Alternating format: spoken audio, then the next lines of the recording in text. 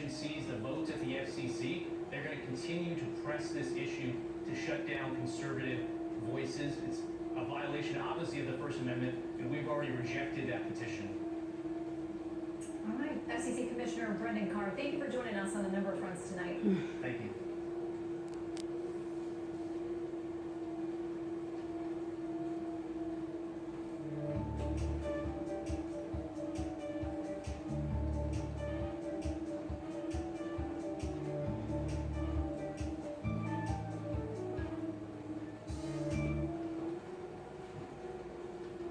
More than 60 million Americans now out of work due to the coronavirus outbreak. President Trump is trying to make what he says is the biggest decision of his life. I want to get it open as soon as we can. We have to get our country open.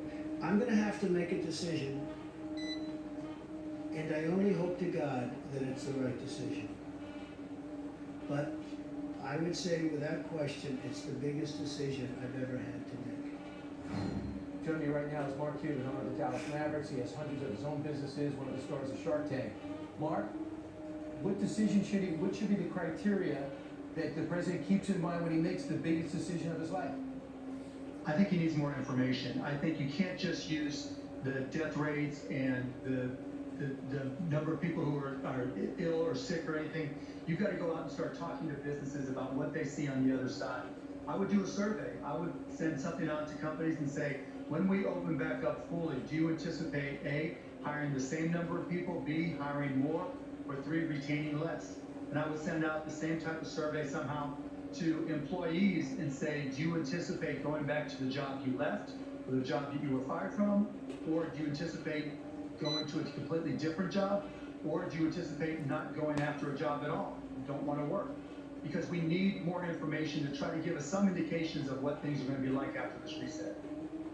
What are the responsibility of these business owners? I mean, when I walk into a building, should they be taking my temperature on my forehead? Should I take that Abbott test 15 minutes to see if I do in fact have the virus? Get one even if I go out to lunch? Do I take another one of those tests? What should the businesses be prepared to do? First of all, the businesses should be prepared to introduce whatever science the scientist tells us that we need to introduce. Whatever Dr. Fauci and company tells us is necessary, that's what we have to be prepared to do.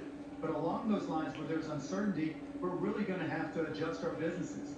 You know, restaurants are going to have to realign the tables within. You know, we're going to have to think about at the American Airlines Center how we're going to sit people. There's just so many different variables that we have to consider. But we're just going to have to be agile.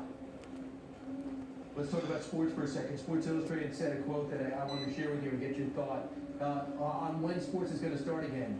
Well, is it going to come back soon? The quote, we will not have sporting events with fans until we have a vaccine. That according to Zach Binney, a PhD, and who wrote his dissertation on injuries in the NFL. Do you agree with that?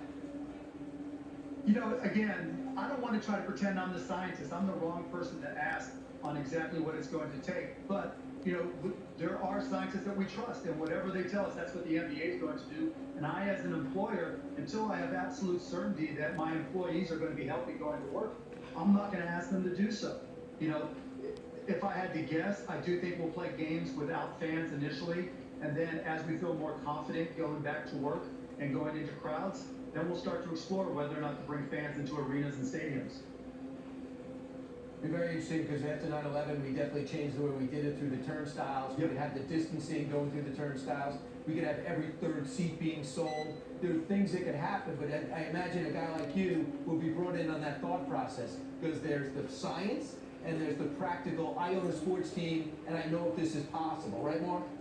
Yeah, there's no question. I mean, you're going to have to talk to your customers. You're going to have to build up that confidence.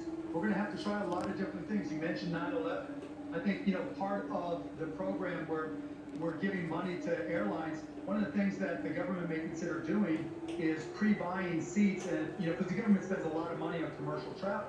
So why not partner with the airlines as part of this deal and have federal employees do some of the testing on flying on airlines?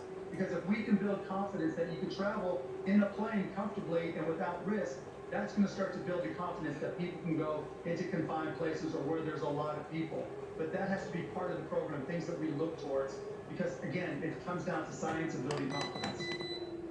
So, Mark, the president on Tuesday is going to name this council about bringing America back economically and putting us back to work. Would you like to be on that council or be considered? Yeah, hey, any way I can serve my country, I'm all in. Yes, if they ask me to, I'd be happy to. Yeah, that'd be great. Sometimes the president watches tonight. I don't know. I know he's not allowed to do much because we're all sheltering in place. So maybe you heard that and he'll call you. Lastly, the small business.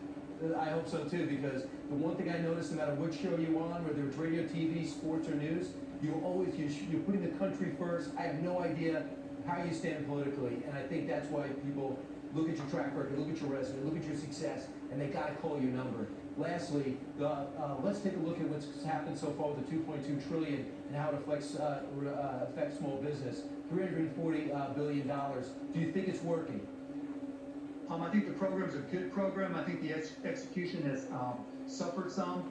I think the banks are acting too much like banks. They're going to need to be forced to say, just give the loans first, and we'll deal with fraud and problems after the fact, because it's costing us more in lost jobs and companies going out of business by holding things up and slowing down the loans than it would cost us in fraud. So hopefully things will speed up, and hopefully we'll look back and just say it was a slow week to start things off. But right now it's a challenge for small businesses, and a lot of my companies are really concerned. Right, and they can't tell you to retain labor and then tell you to find your money elsewhere to pay your rent, Right. Take care of your lease, and keep your lights on and maintenance your equipment. The 75, And I'll tell you, 25 there's even does some not other work. issues, right? It's not even just about that. Particularly for companies that have investors, there are certain things called affiliate rules, which the banks are saying, well, you know what, if you have this investor or you have a company that you're connected with, unless you're a restaurant franchisee, you may not be able to get these loans. And there's so much conflicting information on that affiliates program that companies that have taken in investors, and more than 50% of companies that have taken in investment at some level, are really freaking out.